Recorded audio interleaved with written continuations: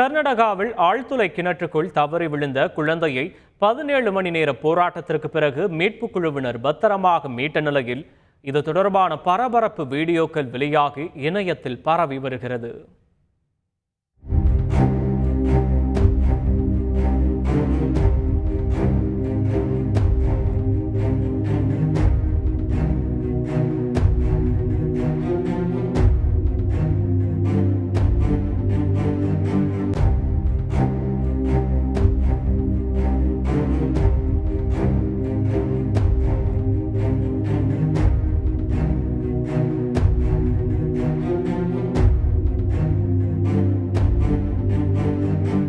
கர்நாடகாவின் விஜயபுரா மாவட்டம் லச்சயான் கிராமத்தில் ஸ்வதிக் என்ற 2 வயது குழந்தை அருகில் உள்ள ஆழ்துளை கிணற்றில் தவறி விழுந்தது.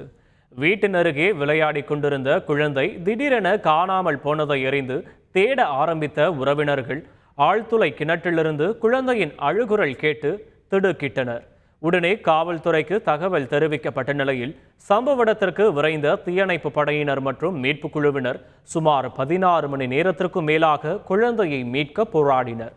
குழந்தை விழுந்த ஆழ்துளை கிணற்றின் அருகே மற்றொரு குழி தோண்டி பக்கவாட்டின் வழியே உள்ளே சென்ற வீரர்கள் கிணற்றின் 20 அடி ஆழத்தில் சிக்கியிருந்த குழந்தையை பத்திரமாக மீட்டெடுத்து மருத்துவ சிகிச்சைக்கு அனுப்பி வைத்தனர்.